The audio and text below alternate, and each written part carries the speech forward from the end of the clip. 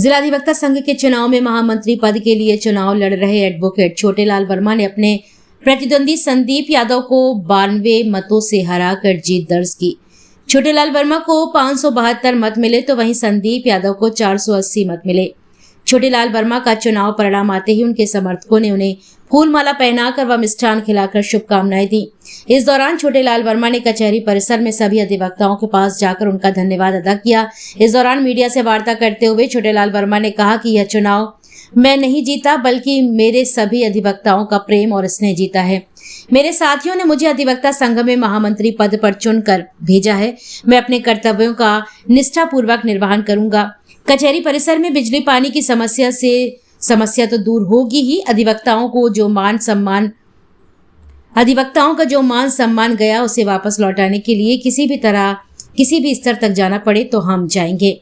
हमारे अधिवक्ताओं के पास बैठने के लिए चैम्बर नहीं है। तत्काल प्रभाव से कार्यकारिणी के साथ बैठकर चैम्बर्स का आवंटन कराया जाएगा। अब सारी समस्याओं का समाधान होगा।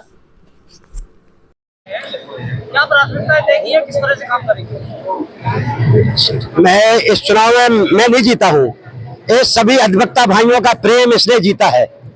और जिस उद्देश्य से उन्होंने हमें अधिवक्ता संघ में महामंत्री पद पर चुनकर भेजा है, मैं अपने कर्तव्यों का अपने निष्ठापूर्वक कार्य करूंगा।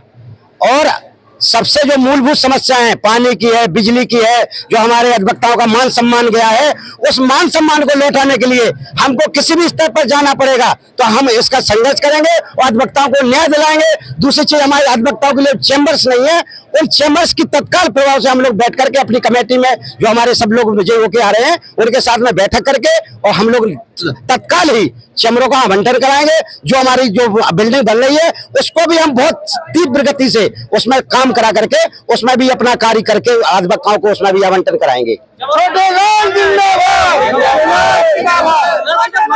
मैदान में आए थे तो किस तरह की चुनौती आपके सामने?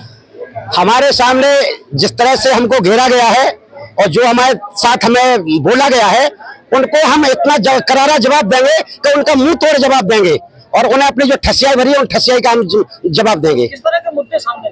हमारे मुद्दे तो ऐसा है कि जो अधिवक्ताओं ने हमें जो सोचा है कि हमें पानी की समस्या है, शौचालय, सुलभ शौचालय चाहिए, माने जो हमारे यहाँ बाथरूम की गंदे पड़े हैं उनकी भी व्यवस्था चाहिए। तो इसके लिए हम लोग रोस्टर रखा है कि जो भी हम सफाई कर्मी रखेंगे वो पूरे अधिवक्ता उस पर साइन करके देंगे कि सफाई व्यवस्था सुचारू रूप से हो रही है, तभी हम उसका पेमेंट करेंगे।